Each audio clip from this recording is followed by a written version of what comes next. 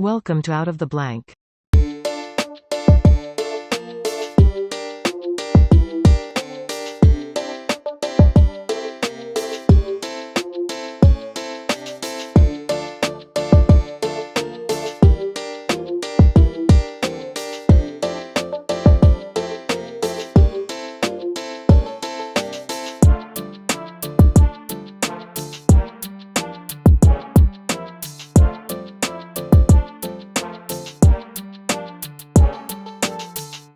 Welcome to another episode of Out of the Blank podcast. I'm here with Brett. Brett, welcome to the show. Would you like to introduce yourself to everyone out there listening?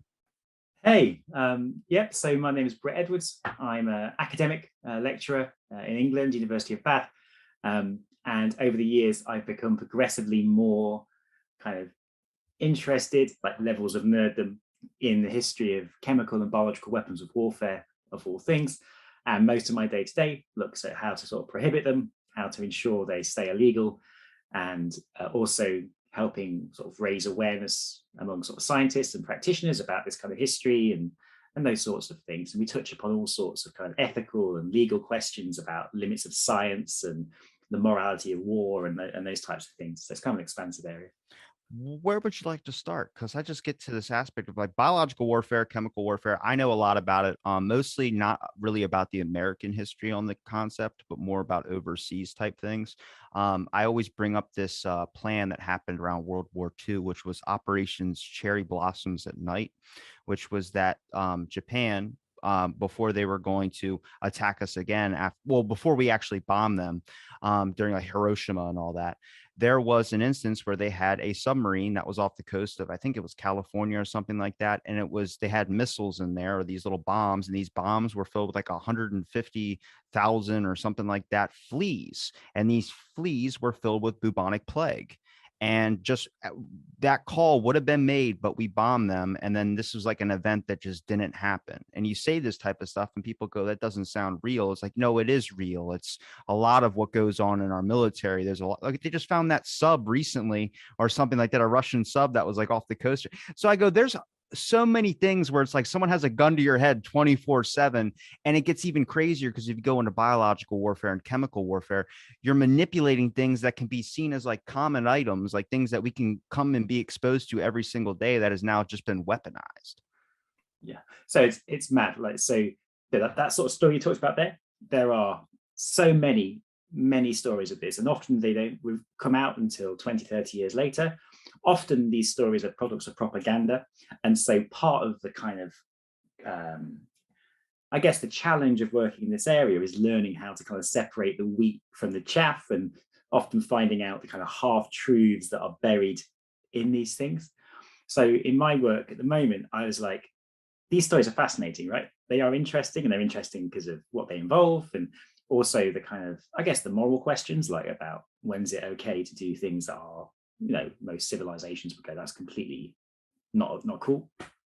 And so in my work, I decided, right then, how far back have humans used chemical biological weapons? So this is basically poisons or disease. And so I decided to do sort of like a podcast show, and that was like to kind of help keep me honest. So I had to report my findings every week, so I couldn't just sort of wander off.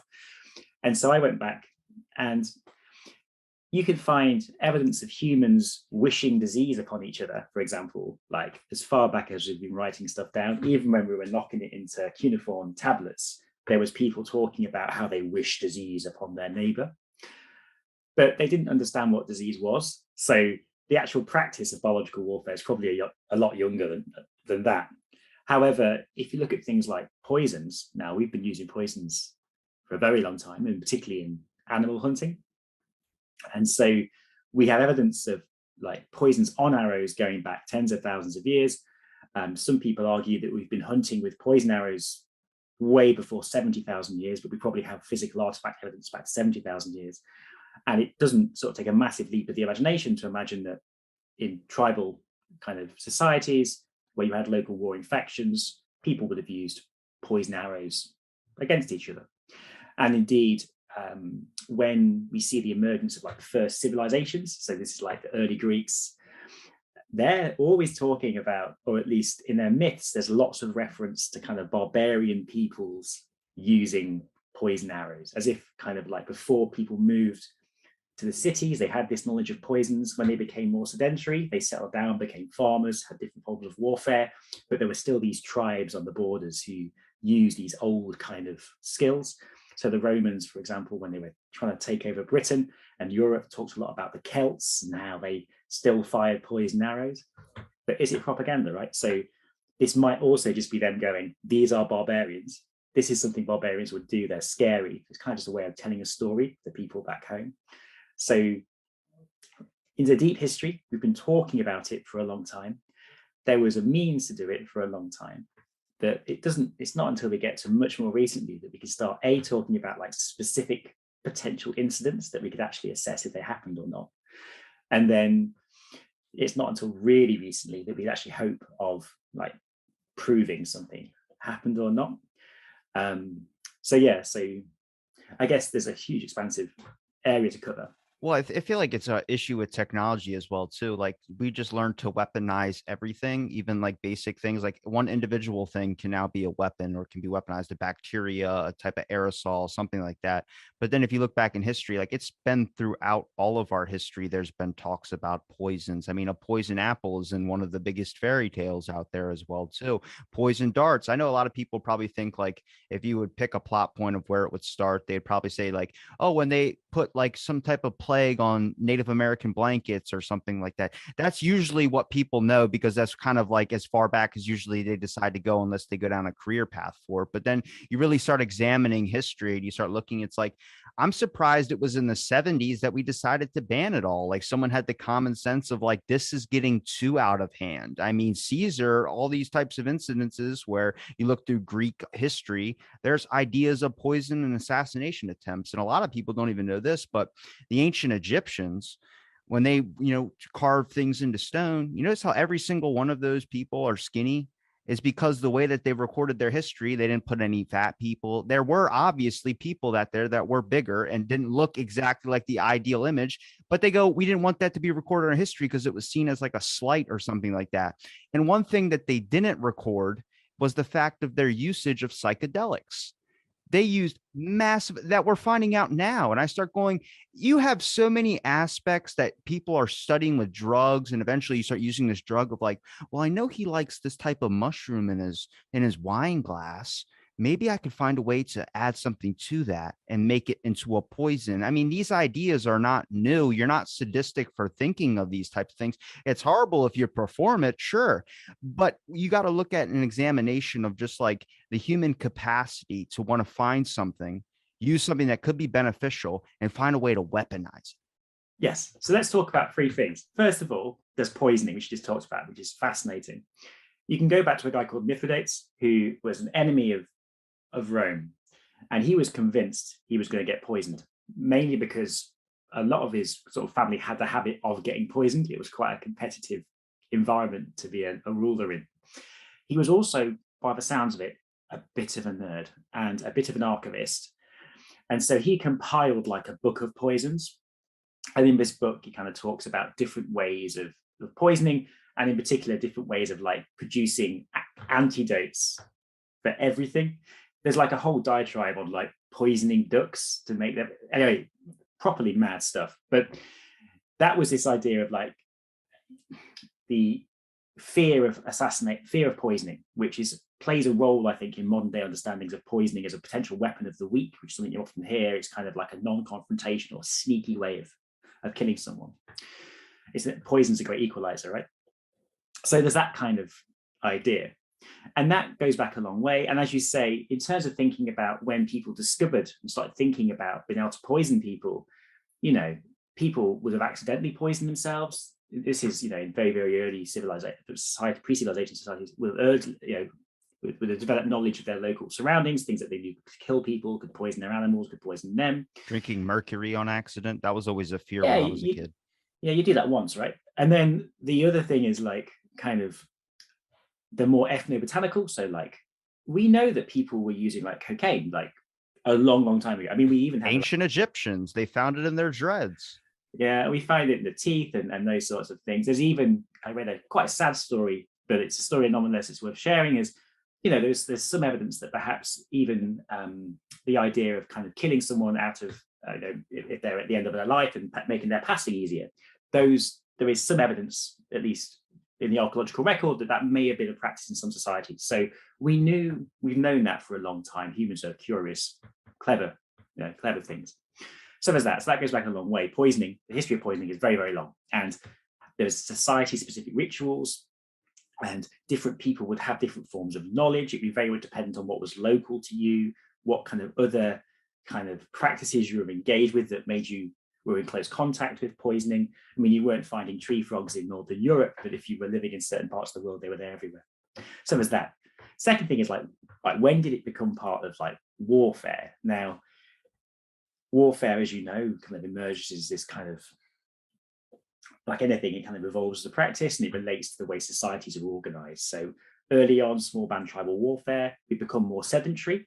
Then there's the potential of starting to have standing armies, trained standing armies, bureaucracies, societies that become very much basically they are organized around conquering city states and neighbors, and so they become very high tech, highly organized militaries.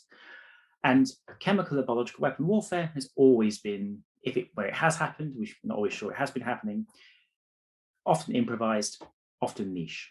Okay, so the example of improvised niche warfare that we know goes back to, say, the Romans, would be utilizing sulfur. So sulfur burns very hot. It also produces a smoke. And we know that when the Romans went on campaign, they would often take sulfur and pitch with them, because if you need to burn down a city, it's a great way of starting a fire. It also produces toxic smoke. And there's a paper, I'll share it later on, this story of, and because of the way the archaeology works, there was tunnel warfare at a city called Dura Europos against the Assyrians a long time ago. This little outpost city, it's still there in Syria because of nothing was built on it. So you can still see this thing from above. And during this tunnel warfare, there's evidence because the tunnels collapsed, and it's almost like a time capsule of like a day's battle, which is kind of bonkers if you think about it. It's like one day is conserved and it looks like what happened was two rival tunneling groups, and basically one decided to smoke the other out by starting a fire with sulfur. They found evidence of the fire, they found evidence of the sulfur, and then they found loads and loads of dead Romans, suggesting that what happened was they basically gassed them in a tunnel. So that's potentially the earliest case of evidenceable sort of smoke or poison gas warfare we have. But as an improvised practice, of course, like the Chinese, we know that they've been messing about with smoke bombs for thousands and thousands of years. On the biological side, in warfare, it's kind of that history goes back, but it's kind of difficult because we didn't really understand disease until like the 18th and 19th century.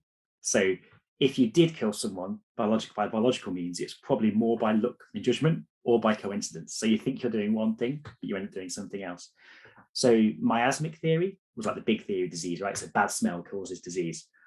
So some of the earliest claims of what we would probably call biological warfare today are the idea of people chucking dead stuff or shit over walls into like besieged cities.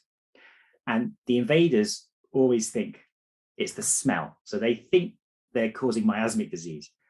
But of course, as modernists, we know, well, actually, that maybe could actually also spread disease. Now, just because something's unhygienic doesn't necessarily mean it's kind of going to be a successful weapon. It'll certainly make sort of ruin your day, though, won't it? If you're sat there and you've got dead sheep coming over it and stuff. This doesn't all really matter, but if you go back to the 14th century, you've got the Black Death, right? So the really famous, and one of the famous earliest stories is this idea that the Black Death entered Europe through Formosa, through modern-day Crimea, and it's a siege. And it's this idea that you had plague on the steppe, and the Mongol troops, they came and besieged the city, and they catapulted plague-carrying soldiers, dead soldiers, over the wall into the city. Those soldiers then spread the plague to the local inhabitants, who then and then it was a Venetian city, so their sailors then carried it to Europe. Okay, so this whole myth has come out of this idea that this siege was where the Black Death entered Europe, which of course would be like the most significant, I mean, millions of people died. It would have been the most significant act of biological warfare we've ever had. Problem is, it probably didn't happen like that. So we know, for example, that the plague did enter through that route, and it did enter through the Venetians, and it entered probably through that point as well, the city. But what's more likely is that when the besiegers came down, they had rats with them. The rats then moved into the city, and then the rats spread the fleas. But the story is really famous because there was kind of like a contemporary report of what happened. And in this report from someone who was only about 1 year old when it happened, but he was a local Venetian, so he would have known the people that had been there. Potentially his father may have been on the ships, for example. But he claims this was kind of the act that led to the spread of the plague into Europe. And so since that time, you pick up a history book, it'll say like the first instance of biological warfare is this. It's not. But so we could say, I don't bother teaching it. But what's interesting is it's got all these interesting dimensions, right? So it's got what counts as a biological weapon. Do you have to understand it? Well, I think you do to make it like biological warfare. You have to know what you're doing just to make it work. But also, I think in terms of assessing people ethically and morally, like, did they know that's what they were doing? Can we be sure? No. We know a disease spread through a city, but how do you distinguish a natural from a purposeful disease outbreak? That's interesting, right? And these questions are what we get today when we have biological incidents, same stuff. And then there's kind of questions about, the kind of different methods for tracing the spread of a disease, how reliable witnesses are, and all those sorts of things. So that would be one of the earliest biological ones. Okay. So would Genghis Khan count as well too? Because wasn't he taking dead bodies and putting them on catapults and then lighting them on fire and tossing them onto thatches roofs? So I mean, I don't think he figured it out. Like, this is how I think that was obviously a sign of like, don't mess with me. But I think that's still like, that's early stuff. Yeah. So there would be the earliest things that people in the contemporary world have gone, that's biological warfare, right? Okay. But usually in those cases, we're not sure if they happened, and we're not sure, well, should it really count as biological warfare? And that's not just a case of saying, well, would it be effective? But also, like, if they don't know that's what they're doing, does that count? So there's been lots of discussion about fleas. I'm really sorry, but it's going to happen. Okay. So basically, right, let's go through this. So we know that the Black Death spread to Europe through the siege on Crimea. And we know that the besieged town was implemented. And basically, because of the city where it was the edge of the trade route from Europe. So if the disease was going to come into Europe, it would have come through this route anyway, even if there hadn't been a siege or a war. If anything, if there hadn't been a war, it probably would have come through quicker because of better trade links, okay? The question is, though, is during a siege, where supposedly these sides are separated, would tossing a body with plague-infested fleas, because that's how the disease spread, would that have technically or hypothetically, could that have actually have led to the disease being spread into the city? So would it be technically possible? And there's been like 3 or 4 papers on this. Like it's been repeatedly assessed. And a lot of it comes down to the question of like, so how long would you wait? So say one of your buddies dies of plague and you've been like fighting with him for the past few weeks.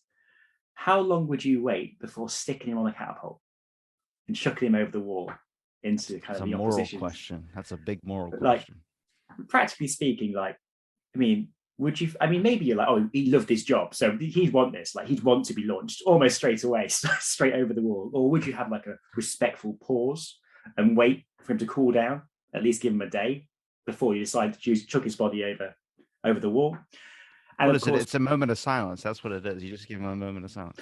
So there's been discussion about this. And of course, then people have looked at the kind of death and ritual practice around that. So how likely would it have been? What would the norm have been? Like, would he have been buried straight away?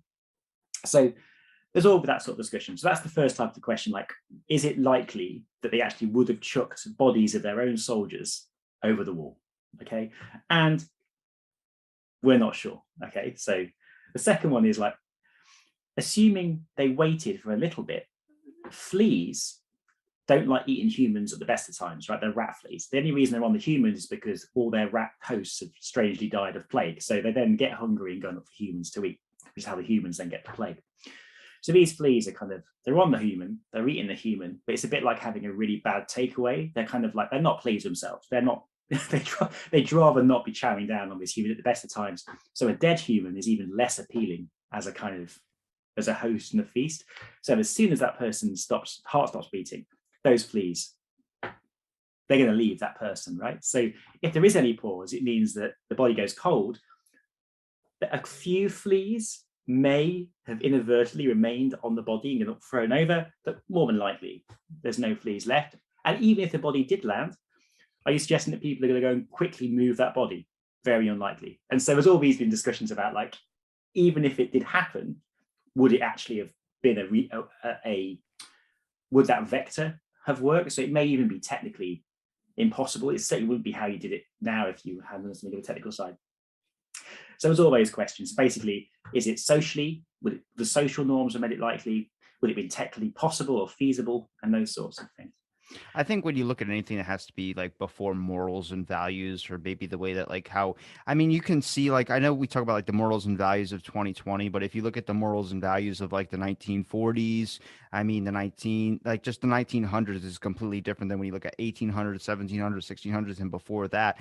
Anything back then, I don't really think they understood the whole idea of perspective. Like we have writings about how advanced they were and talks about how advanced they were, but also it was a very, very intimate relationship with war. You know, war was something easily done. So when you look at someone tossing a body over on a catapult that's on fire, that's not necessarily like they were like, oh, we're going to do it because of the fleas. I think it's the same thing with burn pits, where people that were exposed near burn pits were inhaling that dead tissue. And that is in part is like, another topic I'm really interested in is I think it's Crutchfield syndrome or Hutchins-Crutchinson syndrome or something like that. And you only get it by eating brain tissue and spinal tissue.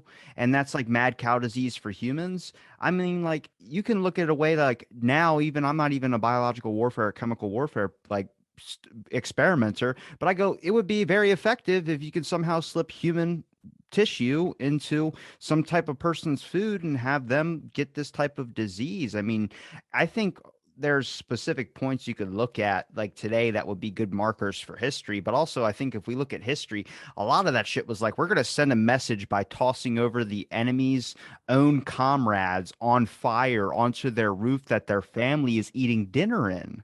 Yeah. So there's lots of things like that. But the point is, as you say, the ethical standards or moral standards or social conventions were different, but they were there. So, for example, like the burial rites, how soldiers tended to treat their fallen comrades at that point in history would have been relevant to making assessment today about how likely it was that that behavior would have happened. So there's lots of things like that. The other type of accusation you get, which isn't chucking dead things over walls or poo over walls or animals, which we get, by the way, all the way up to about the 18th century. I haven't found a case yet where I think there's enough evidence to kind of say it happened. I certainly think it may have been something that was done occasionally, but the problem is most of the writings we get about it come from second or third hand sources, which is history, is how it works at that period. And the ones that we do have, like written records, very often they're highly exaggerated claims, like there were mountains of dead thrown over the wall, or there were. It's clear that there's exaggeration there. I mean, do you think historically speaking, people do it every so often? 100%. Do you think it was like a practiced doctrine where they almost like habitually did it? I'm less sure. But as you say, like if you're sat bored and annoyed and diseased and flea bitten, and you're besieging a city and you're there for a season, I mean, boredom or anger at some point, you're going to start doing stuff just because why not? You've got a trebuchet, I mean, or whatever you've got. I mean, it's that bit of human nature I don't think has changed. Like people, particularly if they see the other as a dehumanized monster that they just want to torment, of course.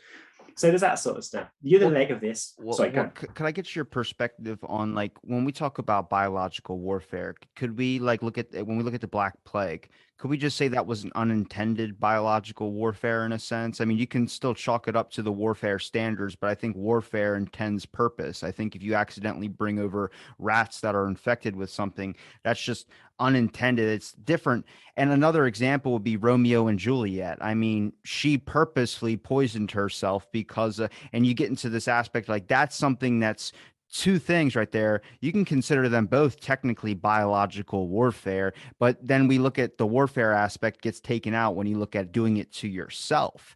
But I mean, it's still a warfare. It might not be a warfare between, you and somebody else, but it's a warfare between your body's balance and whatever bacteria that you're bringing in.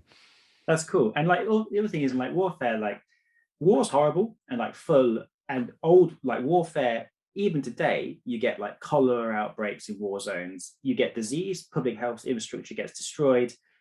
You get famine, which means more people are more vulnerable to disease. So very often, an invasion would coincide with disease outbreaks, and like this is like historically recorded. And sometimes locals would go, "They're poisoning us. They're poisoning the wells or whatever."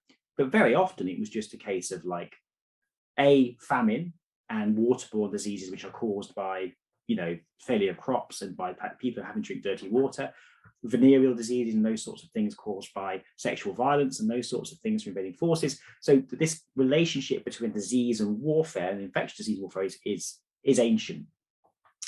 But it's not until the modern era where humans, and this is why these biological weapons really are a modern concept, because it's not really until the kind of 21st century that humans have the capability and understanding to actually do it effectively.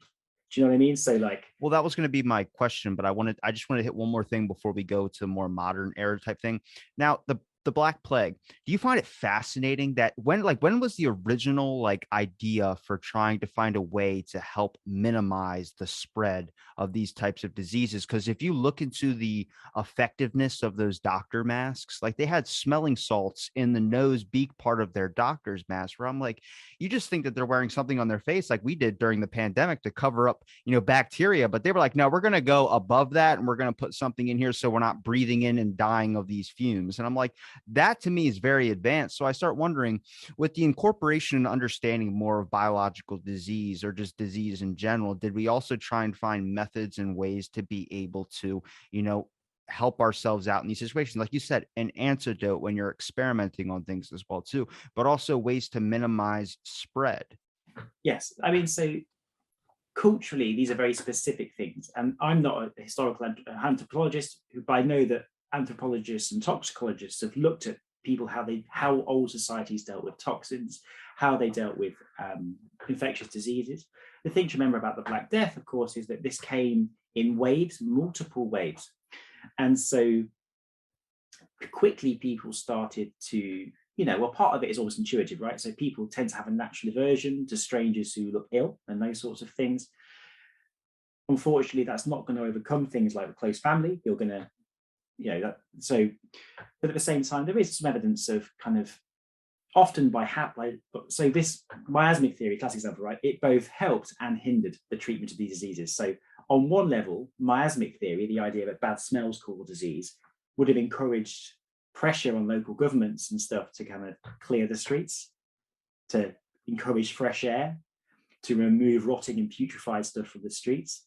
So that, additionally, may have by chance also reduced the rat population, may also clean things up.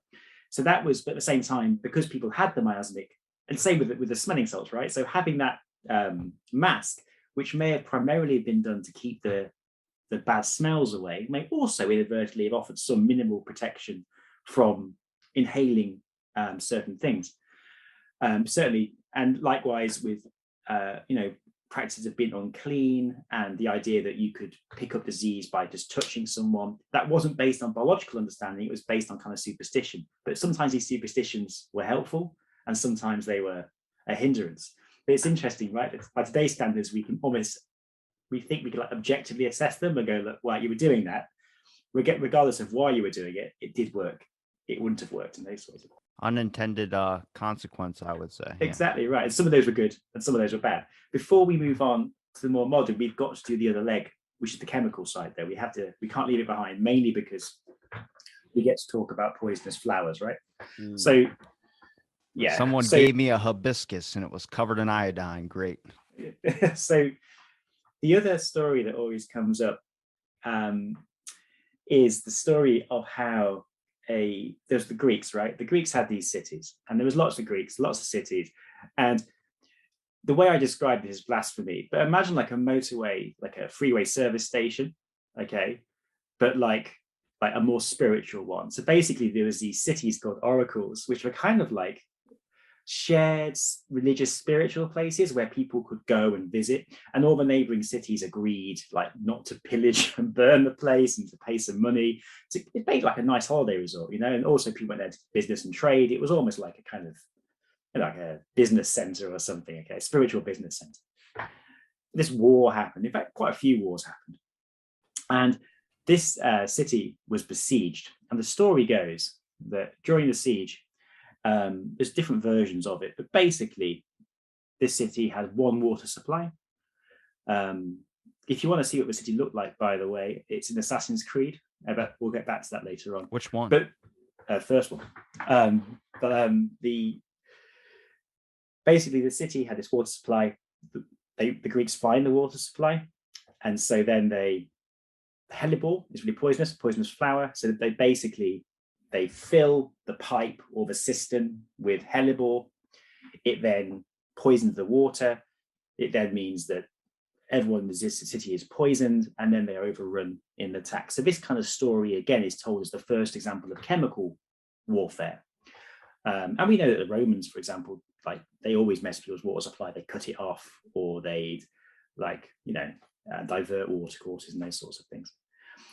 Again, it's a great story, and it's a story that became like symbolic. They had like a peace conference 200 years later, and during that peace conference they were all saying how this thing had happened and how it was terrible and how you guys are monsters. And we're not sure if it happened. we really aren't sure if like the story actually happened. But again, today, this story of the poisoned hellebore, and again, hellebore technically was a poison at scale, probably would have worked, but it would have been like a lot of work. I mean, like they literally would have had to send like one of their armies out into the hills to go and pick these plants for a few weeks and then cart it all back. And it just doesn't, it works on paper, but in real terms, it just seems a bit insane. But that story is like, again, if you pick up a history, it's the first one you see as like the oldest example of chemical warfare. Is it true? Don't know. Does it have an educational value? Yeah, for sure. Well, let's take a transition from the oldest one and let's take a transition from the peak point. Now, for me, I consider a lot of the like Cold War, a lot of the stuff with like Nazis were like the peak for biological warfare is really when we started getting into some like, especially if you know about Operation Paperclip and you find out that we forgave a lot of Nazi scientists like in the Nuremberg trials and everything, just because they already did the horrible research that there's no taking that back, but at least we could use it to our own advancement. And I think that's kind of where you see a lot of like biological warfare take off. But if you get into this aspect of like chemicals, now, when it comes to Operation Paperclip, it was like a agreement between multiple countries, not just one, to split up the Nazi scientists. A lot of the Americans got things in use for their space program, which is why Werner von Braun is like this main like rocketeer people. Yeah. And then you get Japan and you get Russia.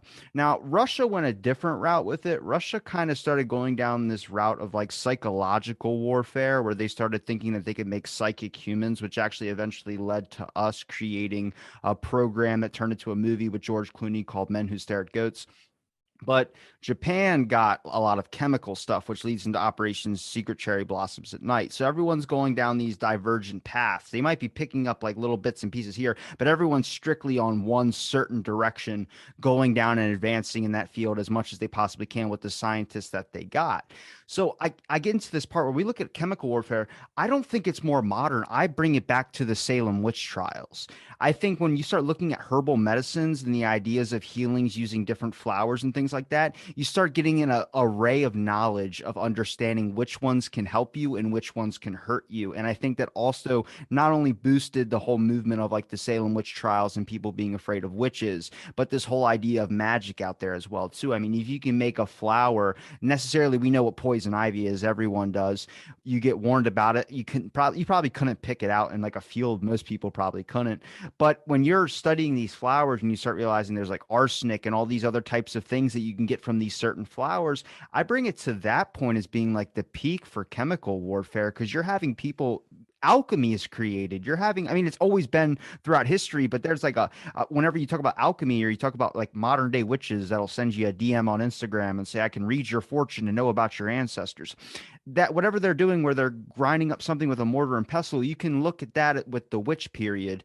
And during that witch period, that rise of everything, they're crushing down flowers, they're making specific elixirs and all these types of things, which we'll come across in the Western societies as well, too, like cowboys and all that. There's a guy selling you hair growth formula that's like fucking mercury in a bottle. Like it's you're not supposed to drink it, but nobody knew back then. But then you have people who are specifically working in the apothecary section and working with alchemy that are grinding up flowers and now coming across different types of various poisons and making salts and making all these things that can be sold as a remedy, which really could be a poison in general. Yeah. So what's amazing is like, so yeah, I mean, like I'm gunpowder, right? knowledgeable for the general public. Gunpowder, right? So gunpowder supposedly comes from Zen alchemists looking for elixirs of eternal life, right? Um, and certainly it was a product of chemical experimentation. You read the stuff, I mean, like they were adding in like horse shoes and random stuff that wasn't there for a chemical reason. It was just because that was part of the ritual that you stick the stuff in. It's so like chemical warfare, what we call chemical weapons are old. People, if you call like poisoning a chemical weapon, right? Chemical warfare is more modern. So let's stick with the US, right? So American Civil War, okay.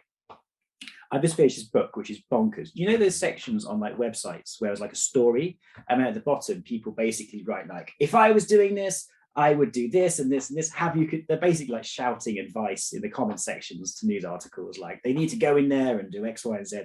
Well, in the old days, if you wanted to shout at your TV, there wasn't TV. So what you'd do is you'd write to the patent office and you'd write to them and say, I've had this great idea for a wonder weapon to beat the Union forces or whatever.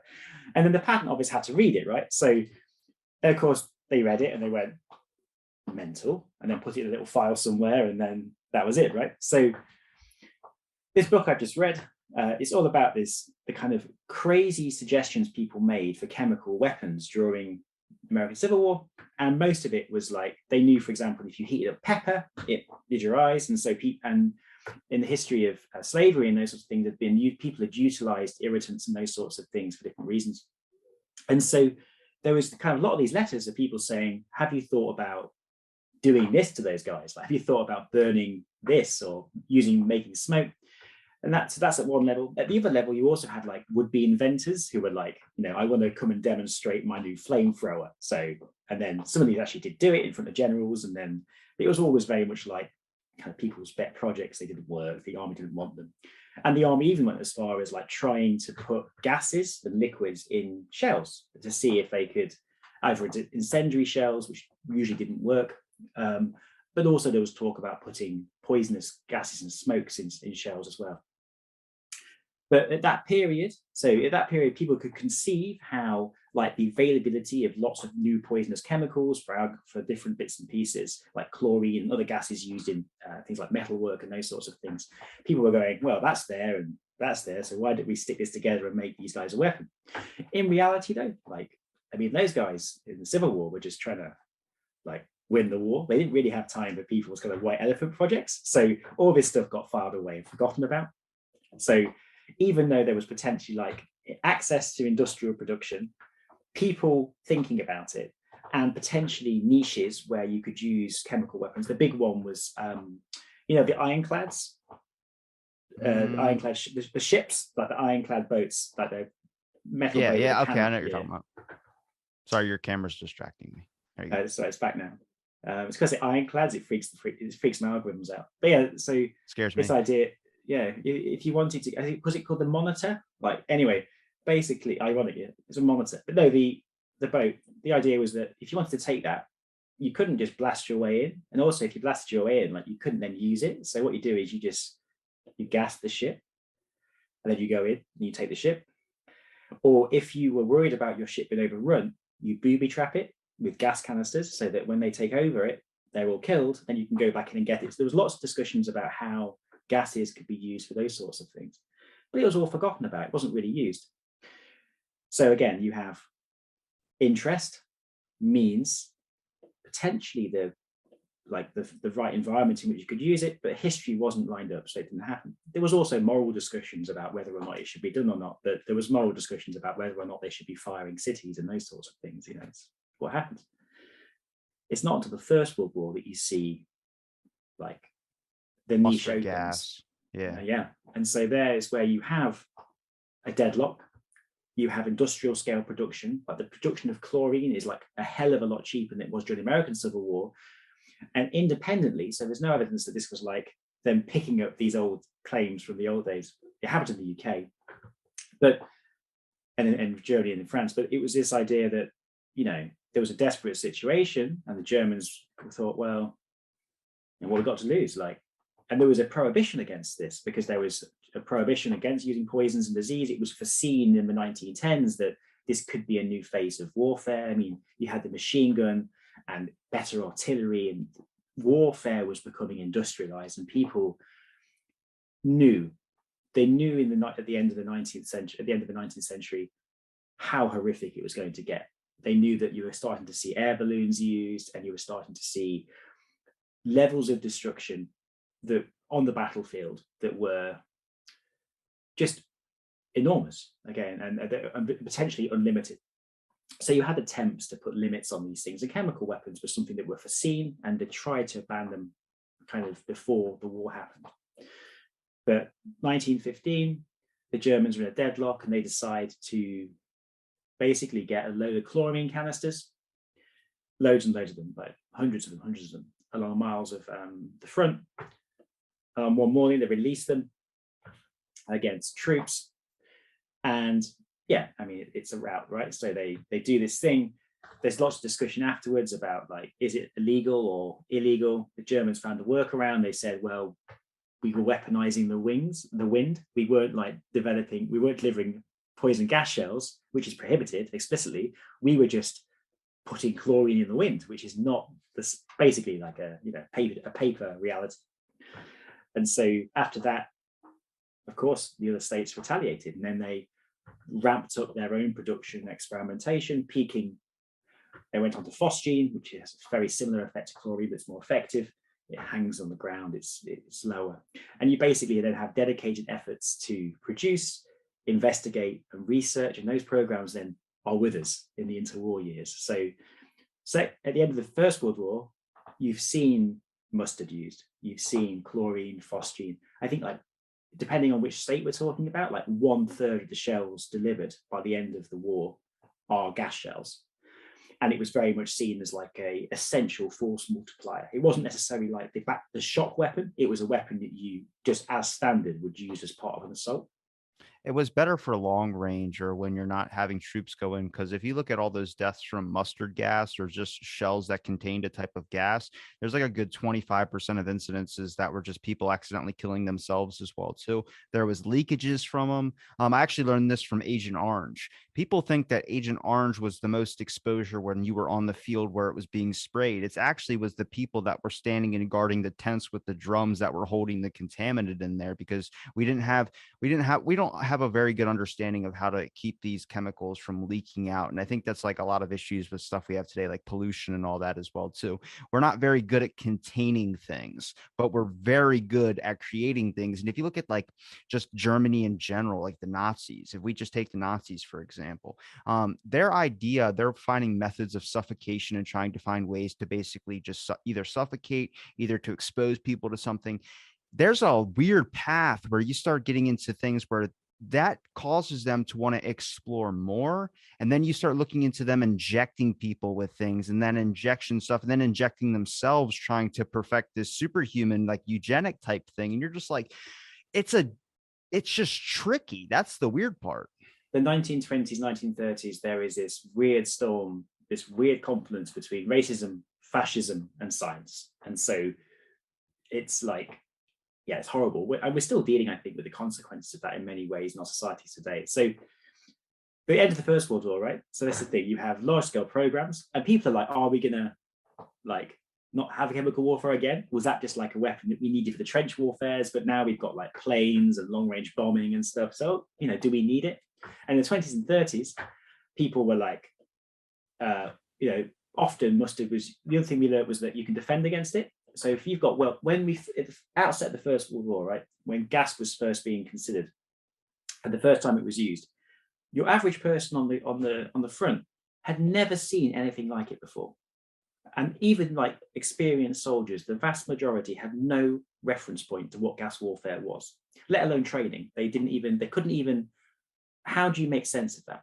Like if it's not, you're dealing with explosives and knives, that's what you're used to dealing with, not poison clouds. And so I've had a colleague of mine, Simon Jones, who's story, sent me this recently, but basically during the First World War, when they were trying to get their heads around what gas warfare was, they were really clutching at straws. And the best example that they could find to describe it to soldiers and to the public was, they went back, and this is ironic, this goes back to ancient China, they went back to piracy on the high seas, because Chinese pirates would chuck smoke bombs onto ships like the 80s. If you read the papers in the 19th century, you'd often see relevant reference to like pirates, always of it.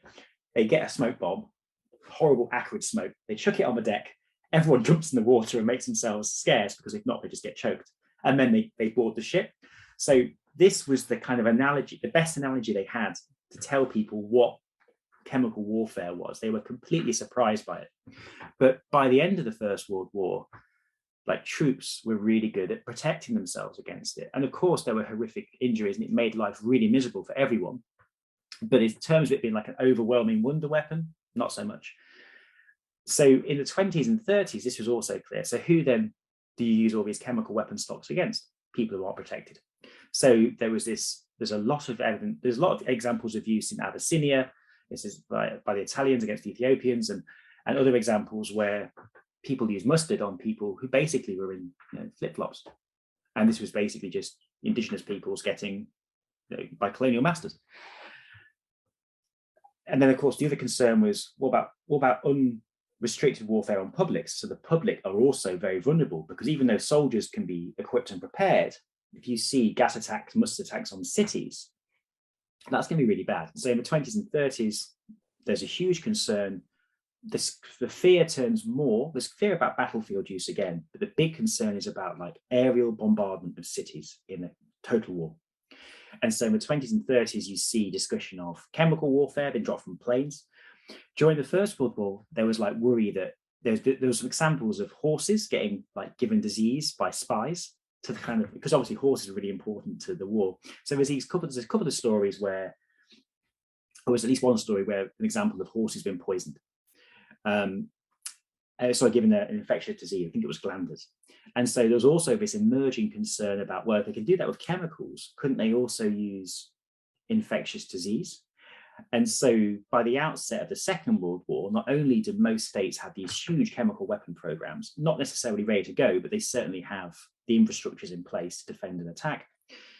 There's also embryonic biological warfare programs, starting again, not very advanced. So for example, in the UK, we had like 5 million cattle cakes. So a cattle cake is like the food you give like cows, like a little cow biscuit, right? But you've got anthrax spores in the cow biscuit, and you could spray it over, you drop them all over the fields, it kills all the cows, right? And so the Britain had this kind of retaliatory weapon just in case the Germans did something. But enter the Second World War, at the beginning, we have these chemical weapon programs, which are kind of there, and everyone's kind of like deterrent. This is in Europe. In the East, it's different. In the East, you have the Japanese, and you have Manchuria. Japan have chemical weapons. Manchuria don't seem to have the ability to wage chemical warfare. And so Japan use overwhelming force and use mustard on a huge scale there. This stuff is still being dug out of the ground now. But in Europe, because of the fact that every power was convinced that if they used it first, it would be landing on their cities within a week or so, like a deterrent thing emerged. But that didn't stop them exploring even more terrifying weapons. So during the Second World War in the West, nerve agents start coming into play. And these are agents which affect certain enzymes within the body and basically cause you to go into spasm. Okay, so the natural source of not natural source, but there's basically organophosphates, which are used as fertilizers and those sort of used as pesticides and those sorts of things.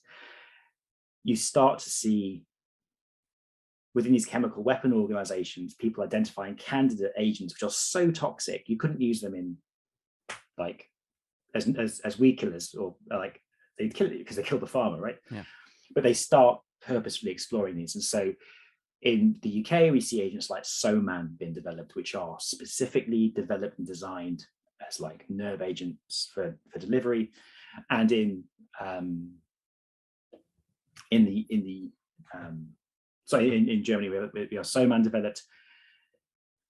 The UK is also experimenting with its own versions, but the Germans are the most kind of far ahead.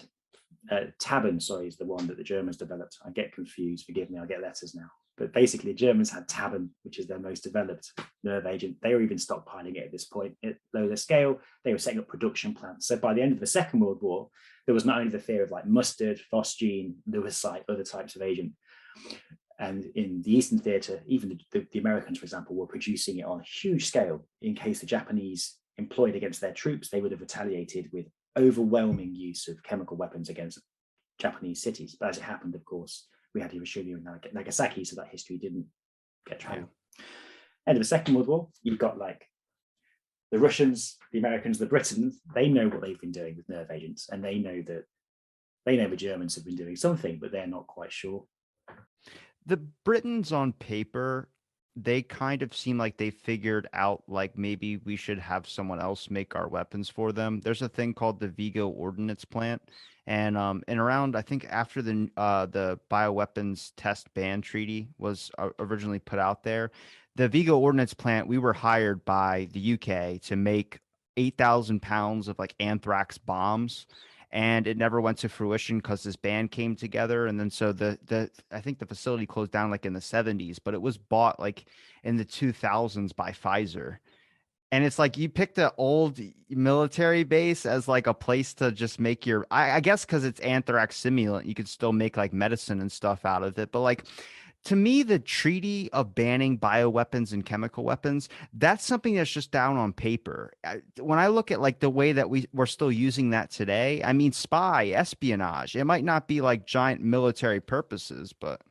So that will come to the minute, I guess. So I think the pitch is different on the biologicals, chemical weapons side. We'll get to the prohibition treaties of my hobby horse, so we'll come to those okay in a moment. But yeah, basically you're right in the sense that like these huge industrial entities emerge, like with a relationship with defense. It's that typical like miniature industrial complex stuff, and there's a market, right? Until the prohibitions come in, until there's proper bans on development of weapons and stockpiling of weapons, states develop and stockpile weapons because they poisoned alcohol. That's how crazy it got.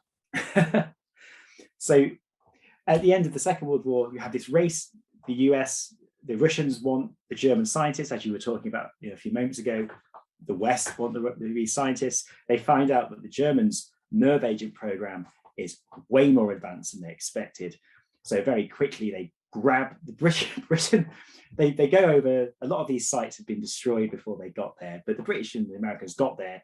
Some of it was intact, and they were like, okay. So they basically tried to replicate some of the field trials just to make sure that basically the data they took from the Germans, they knew if it was accurate or not. It was. They took samples back. The UK basically got the nerve stocks from Germany, took them back and parked them on the end of an airstrip in Wales as their kind of stopgap nerve deterrent until they could work out how to build their own kind of production capability. So they just, and that, as you might imagine, was like incredibly expensive to move, incredibly dangerous to move. It then got put on the field, left there for a decade, and then just binned. Because I mean, like, this stuff was open air left. So like it was, you would, yeah, I mean, it's like, it basically, put it this way, it was almost its own defense system. No one was stealing that stuff, but they were dead if they tried to. It was leaky, it was old, it was rusty missiles, rusty ammunition. It's like I said, our containment issue. We have a problem with trying to figure out how to contain these things. Like when I look at the biological weapons ban treaty, and when I look at the nuclear weapons ban treaty, I'm glad that we put it on paper and we established it, because I think everyone realized like this is a very dangerous territory to enter. But when I said it looks good on paper, is the fact of it's like opening Pandora's box. You opened up a door where it doesn't matter if you don't want to do this anymore. You still have that paranoia that the other team is still working on it and they're not being honest with you. So that means we need to research. And then you have everybody funding their own things. And I mean, that's why we look at like when I look at like things like Operation Midnight Climax or the Edgewood experiments where we're testing LSD on military or we're testing LSD on civilians. I'm like, because we got to wean off the tit. We can't just cut it off cold turkey. And that's what we tried to do, was like no more of any of this. And then when the paranoia starts setting in, you start going, well, we got to find ways. This won't be warfare because we're not doing broadband attacks or giant scale things, but we'll work on smaller populations and individuals. So it's seen as like that's seen as more like as an assassination or a poisoning rather than warfare. Well, on the biological side, history is almost done us a favor. We're more lucky than we realize. So the biological side, as you say, at the end of the Second World War, states were developing and chemical and biological weapons. But in the 60s, the US was like, anything we develop will be getting used back at us within a decade. Okay, and so like, also, what advantage are we getting from this in terms of security? We have nuclear weapons, and if anything, these weapons are equalizers, right? So, like, you know, if another state starts employing these against us, actually, it's not advantageous for us. We can't hope to control this weapon and maintain it and have it and keep it as our own. There's a huge proliferation risk. And so in the 60s, the US started basically, on the one hand, continuing to try to maintain its sense of full-scale dominance, also continue to use chemical agents to herbicides and those sorts of things in Vietnam, Monsanto. places. Yeah. But in the 60s, there was these drives to prohibit.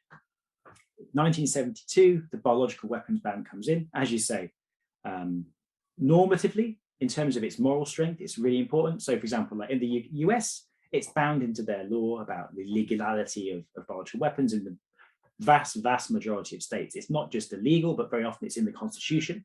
And so while there could be rule breaking and stuff, the good guys don't make it because the cost of it, and we'll get into this in a moment in terms of cost benefit, the idea of having like a battlefield ready biological weapon, they're not that useful. Like, do you know what I mean? Particularly, and the resources, they're quite resource intensive. And so most states are like, well, actually, no, I'm just going to get the new Gucci delivery system of an explosive or whatever it is. They're not a wonder weapon. In fact, the idea of wonder weapons, you know, that's gone. We know even the First World War, the lesson from the First World War was that chemical weapons were this brand new weapon, but they didn't change the war. You know, they just became an inevitable part of it. And so in the 70s, 60s, and 70s, people said, right, basically, we should try and prohibit these weapons. And it was in the interest of most powerful states to actually prohibit them because they didn't want these weapons being used against them. I mean, like, they're horrible. And so this was the era of arms control and like the peak where there was faith in this idea that because of the bilateral nature of the system, that actually you could, through kind of bartering, get to a situation where you could trust each other to disarm enough. You basically said, we'll use fists, not knives. Scan yourself on the way in. And so same with like, you know, rules of dueling and those sorts of things. And you're right, like, so a lot of this is on paper. After the Biological Weapons Convention was negotiated, there was no verification protocol, which basically means it's, you know, you're dependent on powerful states such as the US enforcing it, which they'll, you know, were happy to do. The problem is that, you know, after it was negotiated, Russia went, it's banned, is it? Well, it must be good. So we're going to vastly expand our biological weapons program in the 60s. And so in the 70s, sorry. And so that's where you saw, you know, and after that comes a subversed anthrax leak, which needs a special, it was in the Chernobyl series, like it needs a special on that, like a docudrama. I don't know if you've heard the history of subversed, the anthrax leak. No, I haven't heard the history of it. Oh, no one knows about it, but it's like, right. So well, explain it. Come on.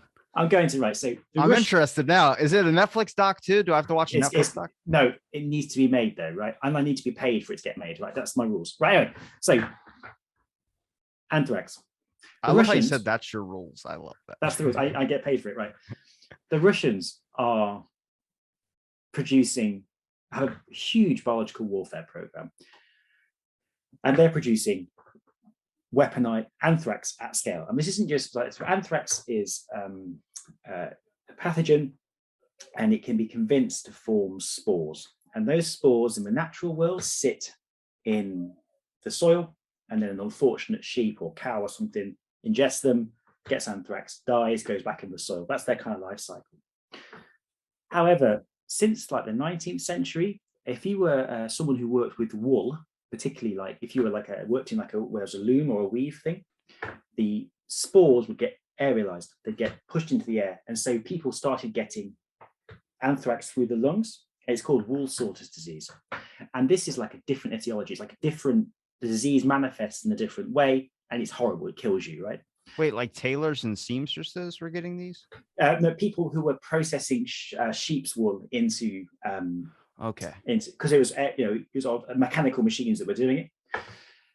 So the Russians and the States were like, that would be a really effective, it's a non-infectious biological weapon. That's to say, if I infect someone with it, they're not going to pass it on. So if you wanted, and so in the 1950s, before nuclear weapons were kind of, everyone had them and had their own deterrent, there was these investment into these large mass attack biological weapon systems. So basically you put tons of anthrax into a big shell, you drop it over a city, and the aim is to affect tens and tens of thousands of people. Okay, so it's like a weapon of mass, like a biological alternative to a nuclear weapon, right?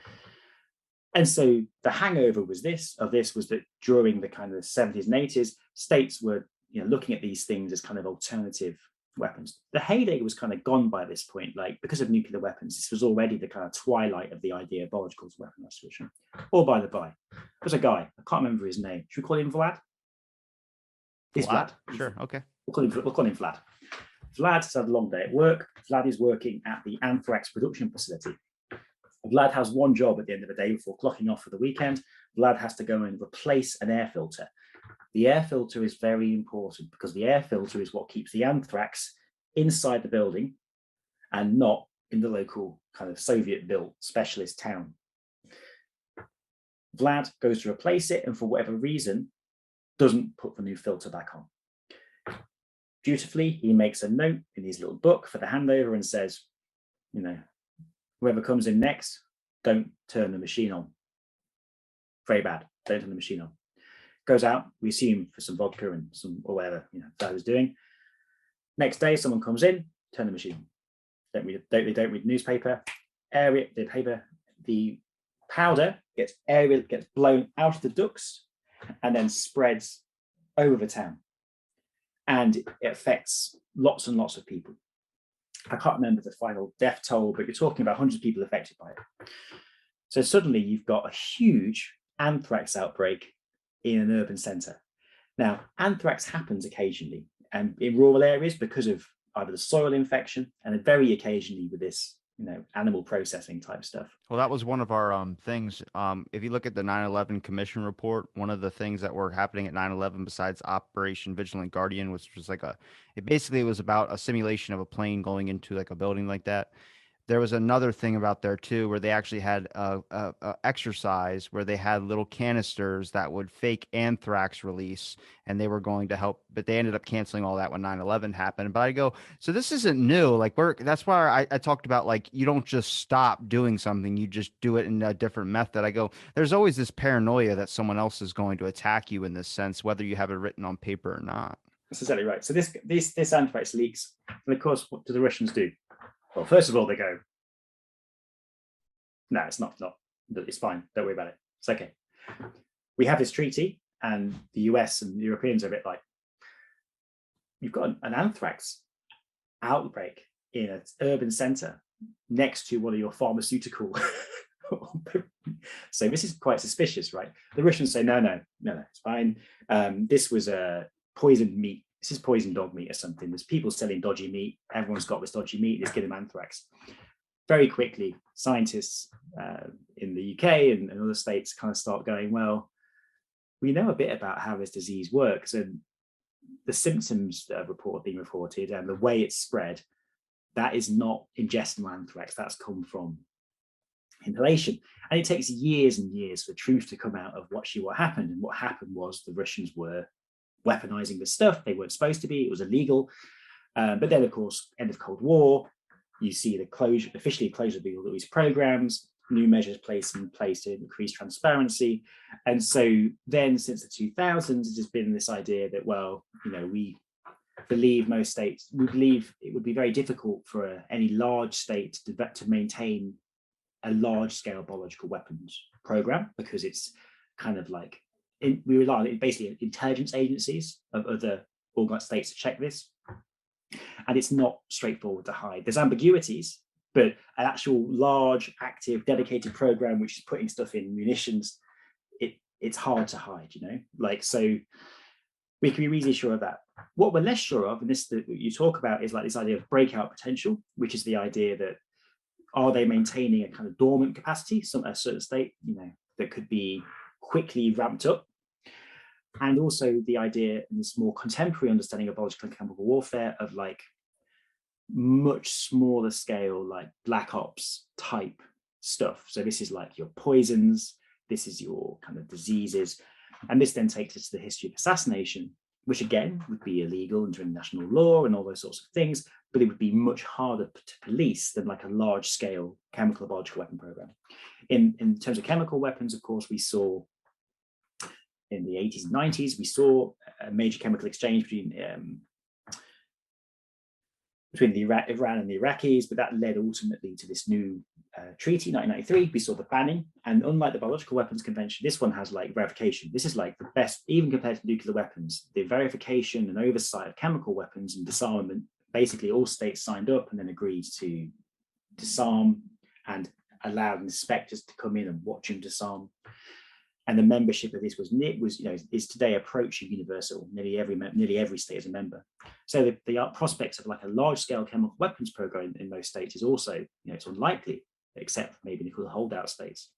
But of course, we saw Syria 2013, where it was kind of like the Western states knew Syria had a program, but for whatever reason politically, like, what are you going to do?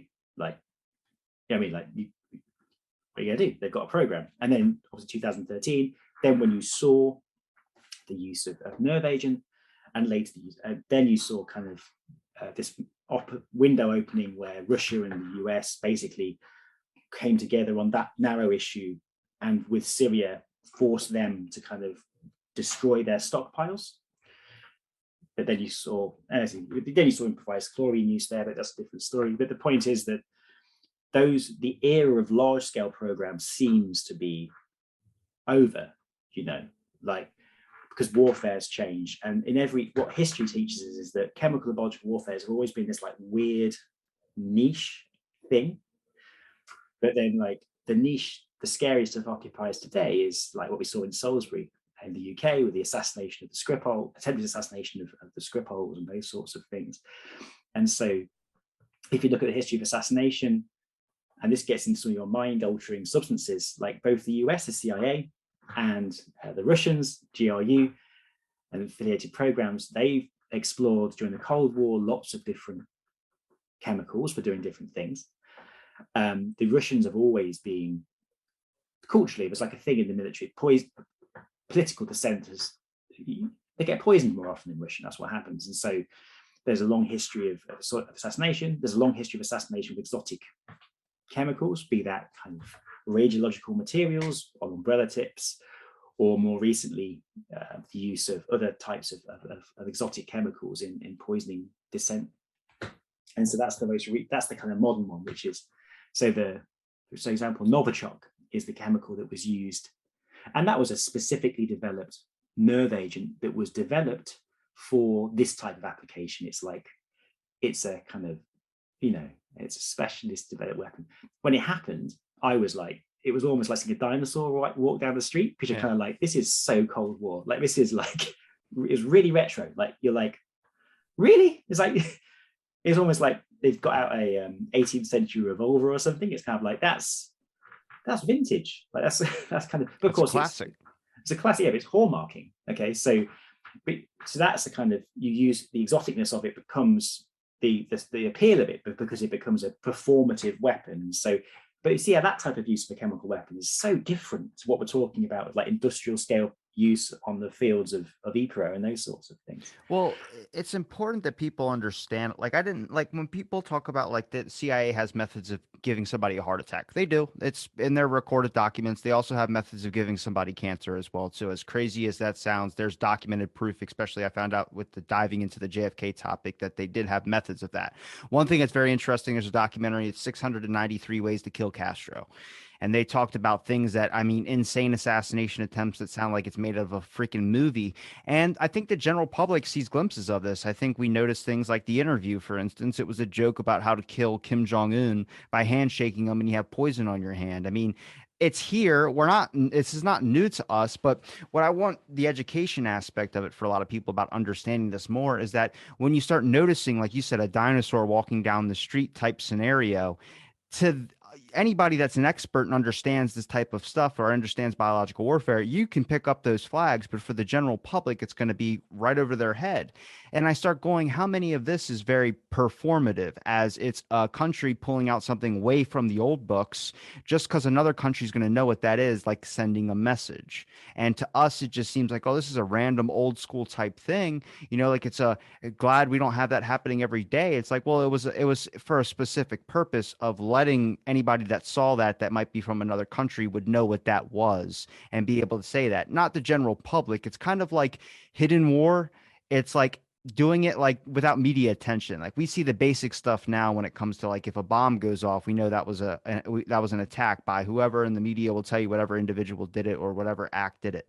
But when you see like crazy things like outbreaks and stuff like that, and you start wondering, what is that? Like a lot of people don't question that. They go, oh, that's just a freak of nature. No, necessarily. It might just be a hidden message that we are not meant to receive. It's meant for somebody else to receive that message. And I got this from a guy on my show was talking about smart buildings. And I go, what's the point of having like a smart building, a building that like talks to you and stuff like that? He goes, well, you can incorporate them in office spaces where there could be in a potential anthrax attack. You know, it would be able to sense that like a carbon monoxide detector. And then I start looking into everything that we have in our homes. And I start like when I was a kid, I almost died from carbon monoxide. It was a silent killer. We wouldn't have known, but that's all of our like initial inventions, lead paint and nurseries, all these types of things. We're exposed to this 24/7. And it's not like crazy to think that you would just look into what that is and trying to find ways to specifically target certain aspects to make it either more lethal or less lethal. Yes, yeah. Yeah. So I mean, the chemical and biological weapons today are like, they're scary and they're weird, and they potentially are of mass destruction, but I think that tends to be overplayed. I think they tend to be weapons that are, well, certainly, you know, they can be. One of the niches they fill is this: they're scary, right? They're shocking the first time they're employed, particularly as a terror weapon, all those sorts of things. And so one positive is the fact that throughout, because of public health and because of anti-terrorism more generally, like the defenses against these weapon systems are pretty good. Like we understand how they work and we understand how to respond to them. And often the natural stuff is more terrifying, or the incidental industrial stuff is more damaging to people than a potential thing that an individual or a small group could do. So I think it's important not to blow as in, I don't find them interesting because I think they're the biggest threat to humanity, or the biggest security threat, or even think that they're under-examined as a security threat. I think they're interesting as a kind of a confluence, as you say, of the kind of this. They're an interesting way into thinking about how states work, and there's a relationship between state and what safety is and what risk is, and ethics of military research. And that for me is kind of why the murkiness of them. And in some respects, like they're a category, like they're a prohibited category of weapon, biological and chemical weapons, but they're like, actually, they fill lots of different niches. So they can almost be examined independent of each other. So for example, like as assassination weapons, or as terror weapons, or as weapons of warfare. As weapons of warfare, I think, you know, it's safe to say that heyday of them, or the heyday of their potential, seems to be waning. But as a weapon in the grey area of warfare, to cause dissent, to sow confusion, that's where they have unfortunately maintained a niche, even though the threat posed by them is probably comparable in many respects to conventional forms of explosives and those types of things. Think about the anthrax attacks in the US, like responding to that was incredibly, incredibly expensive. If we think about Salisbury in the UK, I mean, in some respects, the Salisbury attack, I mean, it was a horrific thing, and it led to the death of a local woman. But it was very small scale in terms of the human effects it ended up having. And it, in many respects, has fed into how police now respond to attacks. And I'm not going to lie to you. I don't know what that is. Oh, this story. So so the script, this is the script holes, right? So 2018, a couple are found semi-conscious on a bench in a really small, sleepy town near my house. And it's assumed that they're like either really drunk or have had a drug overdose. Is that why they call it Sleepy Town? That is why it's called Sleepy Town, right? Everybody's sleeping. Everyone's sleeping. These guys were definitely sleeping. So there's an assumption, eventually, that a lot of people walk past them. Eventually, someone stops to speak to them. They call an ambulance because these guys aren't well. And again, it's assumed drug overdose. The guys get admitted to hospital. At some point, it becomes clear who this guy is. And this guy is a former Russian GRU agent, defector, came over in the 80s or 90s. And the individual is actually quite well known. He's been working on the book with a local journalist, with a national journalist. Like, he's ex-Russian Secret Service. So like, they killed him. They killed him. People start like this, and his symptoms are not the same as a heroin overdose. It becomes clear that he's had an organophosphate poisoning, a nerve agent. Now, farmers occasionally get this from pesticides, but very rarely. Nerve agents are the most likely cause. Very quickly it becomes clear he's been affected by a nerve agent. And then, of course, everything goes bonkers. All the press come down, and it becomes this huge story about, it takes a few days, they identify the agent. Russia, of course, go, it wasn't us, don't point the finger at us, you can't prove anything anyway. Maybe it was a leak from one of your research facilities, maybe it was someone from IKEA who's on about whatever. They basically just the usual default Russian response, which is just throw disinformation out and misinformation out as much as possible. It becomes very clear that what happened is they'd gone out, they'd come back to their house, he'd opened the door, a agent from a state, we assume Russia, it seems sensible to assume Russia, GRU, had daubed the door handle with Novichok, which is a very specialist nerve agent.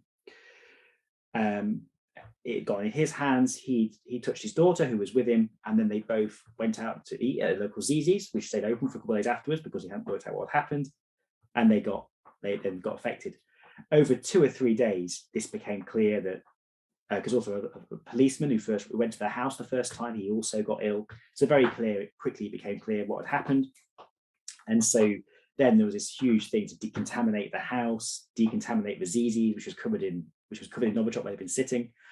And also there was this kind of attempt to work out what had happened in terms of like criminal, legal stuff.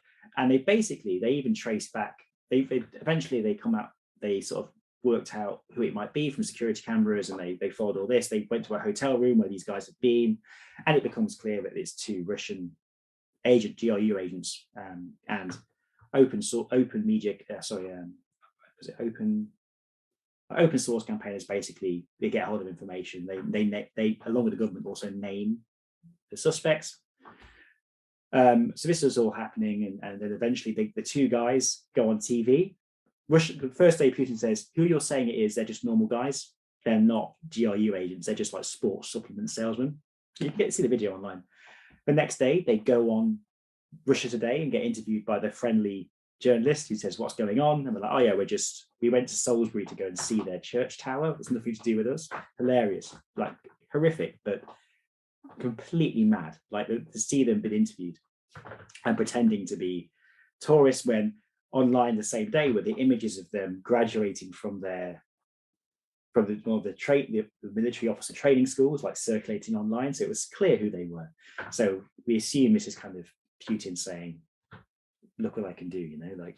I mean, it makes sense. I think a lot of people hear this and it either gets chalked into what they would call a conspiracy, or they would get chalked into things where they just get scared. And I go, I think actually better education and talking about these things is like, you have to understand is that once a door opens, it never fully closes.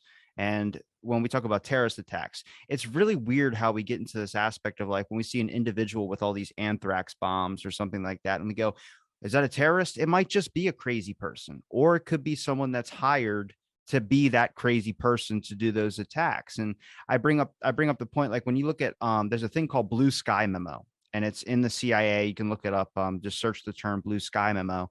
And when you do, it's that, and in this, it's referenced in 9/11, the commission report, is that there are points and there are procedures where a government organization, especially over here, CIA, FBI, can act on their own accord without any validation or verification from whoever is in charge. So that means you can either have the whole agency do things without anybody, no president making an order to do so without even knowing about it, or you could have individual actors. And the whole point of this is amnesty, is not really forgiving, but it's an aspect of I didn't know. And then so when you get interviewed, you go, I have no clue. We don't have anything like that scheduled. Well, yeah, well, there are individual actors working inside of your own corporation to be able to do the acts for you. And I don't think this should scare people. I think you should just understand like the extents of it all as well, too. I mean, I told you off air, Howard Hunt, one of his giant interviews, was talking on his deathbed to his son, told his son to grab his videotape and record. And these are one of these secret agents, like during the Kennedy, or no, during the Watergate thing. And he starts talking about ideas of, oh yeah, we would joke about slathering LSD on a driver's steering wheel, having them get high from touching the steering wheel and driving into oncoming traffic. Like, you're not only talking about killing the person, you're talking about killing anybody that he runs into. Or, you get into these aspects of things where I start kind of just letting like better understanding of it. It's not meant to scare you. It is scary shit, but it's also, it helps you understand more about everything that goes on around you, where you can start noticing flags and things of that sort as well too, just to make yourself more aware. And just appreciating that, this is, statecraft is what this is a part of it. And so as good citizens, concerned citizens, you find a way, you try and, where you can shine a light. So for example, in the UK, one issue is that there still hasn't been a kind of major investigation into the whole response to it, which I think would be really useful because it was such an unusual event. I think in understanding kind of how public communication worked, how this is going to affect future responses to stuff, particularly because of the disinformation aspect, it actually made it really hard to do good public health messaging because it was kind of getting picked up and twisted by disinformation actors. So there's a lot of interesting questions there about how to be transparent in democracy in times of crisis, and when you're dealing with what do they call them, like, well, basically bad actors. How do you, if your words are getting twisted, for example, if you say if you're trying to reassure people that something's not scary, and then the person did it goes, you see, it's not bad what we did. That's misusing your kind of messaging. And unfortunately, as you talk about with the consequences, a lady called Dawn Sturgis in Amesbury a few months later, which is another town nearby, got very ill, and her partner also got very ill. And they'd found a perfume bottle, with a spray perfume bottle, we think a charity shop bin. And this was a Novichok delivery vial. It was we don't know if it was the one they used in the attack. We don't know how it got there. But basically, put the Novichok on her skin, and our partner got it on his skin, and she died. And this is like, so that act was almost, it was terrorism in slow motion, right? Like it was, it was kind of done. The effects were felt later, and sadly, we may yet see. I think it's unlikely now that there's going to be other things turn up, but the fact that was discarded in such a way, or maybe planted, we don't know. There wasn't great care taken to protect. It wasn't like a targeted assassination where it was very clean and decided to be happy. It wasn't. It was. Take an American example, which would be one of the things that's in pop culture history: the death of Eazy-E. There was a movie. I don't know if you know who Eazy-E is, but he's. I don't. Come on, tell me. It's this rap organization, part of NWA. which is like Dr. Dre. It's like all these people. And Suge Knight is the best example. Suge Knight was in the news, I think, in like well, I don't know if it was 2013 or 2016. He ran over two people in his car. He's a gangster. And he had two people that were like screaming at the filming of the movie when they were doing it. He just ran them over, then backed them back over, and then ran them over again. He went to jail and everything. But there's a conspiracy behind this thing, and it's kind of shown in the movie Straight Outta Compton with Ice Cube's son, where they're beating up Eazy-E, and then there's a one person bends down, and people think that's when they injected him with HIV and AIDS, because Eazy-E randomly got AIDS and then dies after this confrontation with Suge Knight. So like there's this whole conspiracy that they injected him with this type of thing. And I mean, there's conspiracies like that because there's just questions, and I don't think people understand is like, I mean, is that a possibility? Sure, I have no clue, but that's a thing. It leads into bigger scandals. There was a poison candy myth about people poisoning candy. Don't eat Halloween candy. There's two recordings of And that in history. also, that's old. I mean, so you go back to poison well myths that go back to like the 14th century. You've had people claiming minorities are poisoning or some unknown outsider. And so much of my work now, and I think I'm very similar to you in a sense that I'm interested in why people find conspiracy and disinformation so interesting. And I accept the fact that it's because people are curious, right? They find, and people listen and read stories for different reasons. Some people like facts, they just want facts. Other people like stories and they like being interesting, and they like being interested in stuff. And the big problem I have in my day to day is the fact that that kind of gets weaponized. So for example, like it's very difficult to distinguish between someone who's just asking questions or just saying, is this feasible? Is this likely? Is this like something that's worth considering or talking about? Or someone or an actor that's purposely muddying the water, saying like, how can we know? How can we be sure? Maybe it was this, maybe it was that. And that's when that's done at a time to kind of defer or distract or confuse or bewilder people. And that's a really big issue. Like how often the time when people, for example, in my area, the times when people are most interested in talking about chemical and biological weapons is times of tragedy. It's times where you're most likely to see very, very active disinformation campaigns, which makes having like our discussion today is not open and frank. We're not trying to like share facts. We're not trying to like tell people how the world is. We're just kind of exploring different interesting ideas for people to go read around and make their own minds up.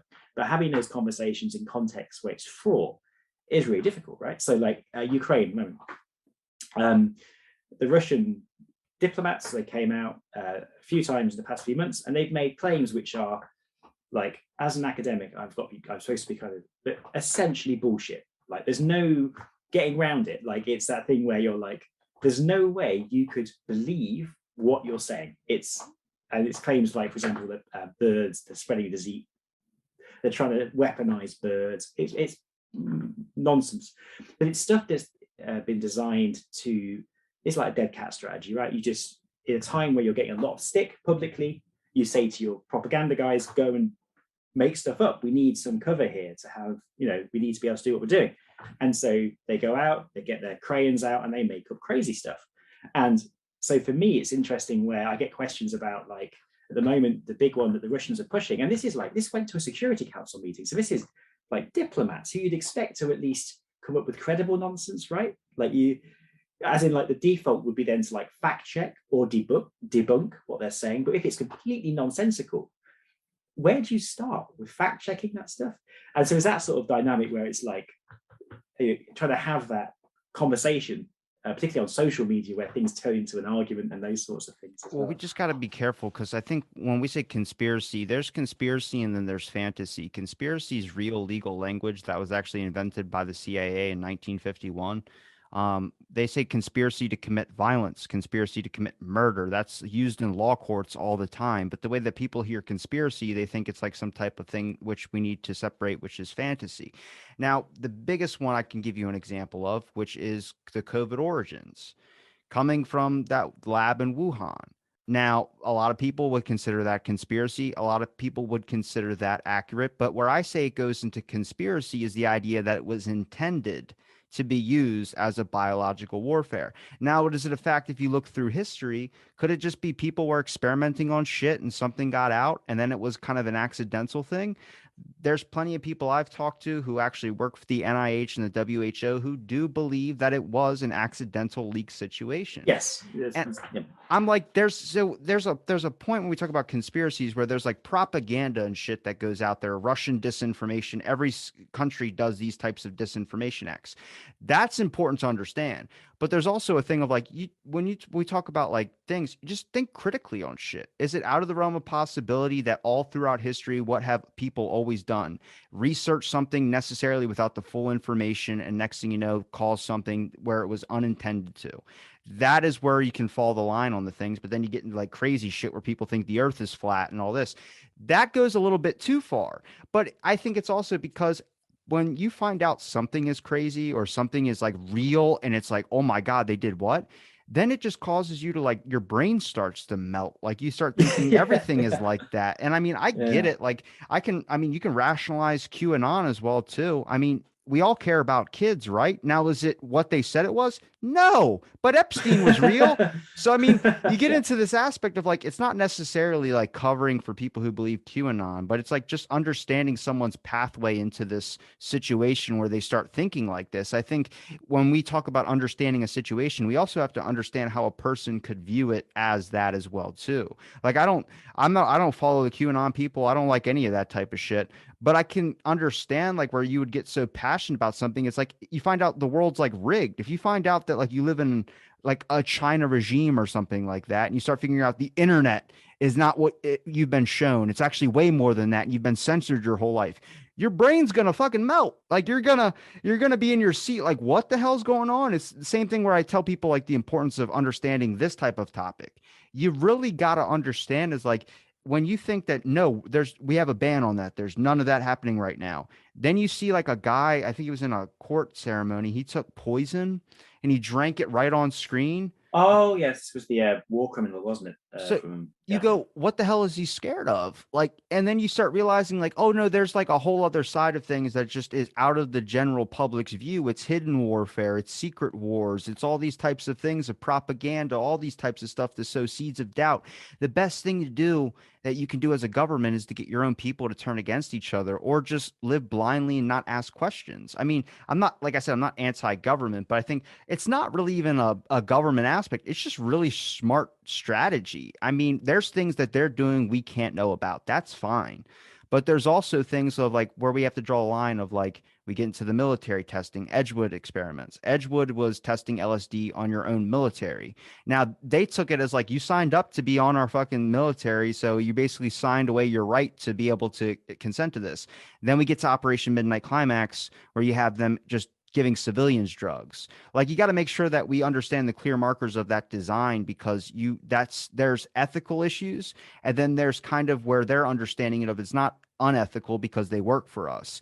Well, civilians don't work for you. You got to kind of make sure that line doesn't, and it's, it happens in every government. It's not just one government. It's just about, I think when you understand these, when you talk about it's not really to scare people. It's to necessarily just figure out how like you can understand how everything works when you start looking at like how they're viewing it compared to how you're viewing it. And I think you could do the same thing with history.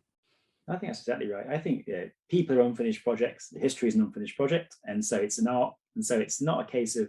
I think the biggest mistake people often make in terms of getting into arguments about accident on social media is people go online and either expect to be dealing in facts or want a fact straight away. They like want a factual position that they can adopt and then feel comfortable with. But they're not usually available at the moment you want them because things are muddy and complicated. And so I think that's kind of, and it's really hard because that balance between having a safe space to explore ideas, to talk about things, to evaluate and critically have an open conversation about why isn't this likely, have a kind of educational context, because we both try and work out how likely or realistic something is. That is one thing. The problem is that that's really hard to do in an open space sometimes because the second you ask certain questions, that's seen as kind of challenging or pushing back or distracting from the issue, And so that's a really interesting thing. And I think that's why it's really important to have lots of discussions about like this. In my issue is like speaking to different people in different forums, in different settings. And I think that's how you develop a richer understanding of things, like kind of yeah, so I don't really use my social media. I just post and ghost. So I put up one post a day. I can't do it. I can't handle it. But I am a part of some education forums, like especially like there's an education forum like with JFK and all that as well too, which is like all the experts talking. Now they have lone nutters and they have people that aren't lone nutters. All I'm doing is seeing people in their like 60s that are just arguing and being up at like 4 o'clock in the morning and having like arguments with each other. Where I just go like, is this what you end up wanting your life to like? You can't get context from text. So the best spot to have these conversations is to talk about it more, even if like you're in a general discussion like we just did, about even if you're having a friendly conversation, it just needs to be either talked on the phone. It needs to be because you're going to end up reading something that somebody says and they might just be asking a question. And next thing you know, you lead into this aspect of like, are they making fun of me? Are they questioning my judgment? Are they, it's like, no, we go to the internet thinking that it's going to be a fact thing 100% because it's examined as a library. But when you look at what the internet really is, it's a library that's filled with nonfiction, fiction, biographies, all these types of things. And you kind of have to look at like, is water real? Is that something you need to question? I don't know. But you got to leave people as long as you're not hurting people. I don't care what you do. That's all I yeah, got to but say. it's a bit like if you walk into a room and some people are sat down and you try and start a conversation, and some people are drunk and having a party in the same room, some people are working, some people are on a date. Like you would have to, how you would engage with those people and how you would talk would be completely different. Yet on social media, you're all thrown in together and you've got no idea. Someone's sat at his desk working, someone's just there shit posting. Like it's just, and so it's learning to negotiate that. It's a huge opportunity to interact with people. But as you say, you have to like this the art of spotting social conventions and getting people in the kind of like to interact with you the way you want to interact with them is really a challenge. And this is why this show is so cool. I think the way this open format's great. It's also, I'm going to do some plugging now. Is that okay? Yeah. Great. So if the biological stuff, I'm on like a complete mission. So I started deciding to read everything. I wanted to read every major history on the area. It's because I had a third baby. So it was nice to have a bit of like downtime in the Three in the kids? evening. You have three Yeah, man. kids? So an Good hour, if I God. got a nice hour of just doing Good for computer you, work is dude. nice. Good for Yeah, you. cheers, man. Craft out some personal time.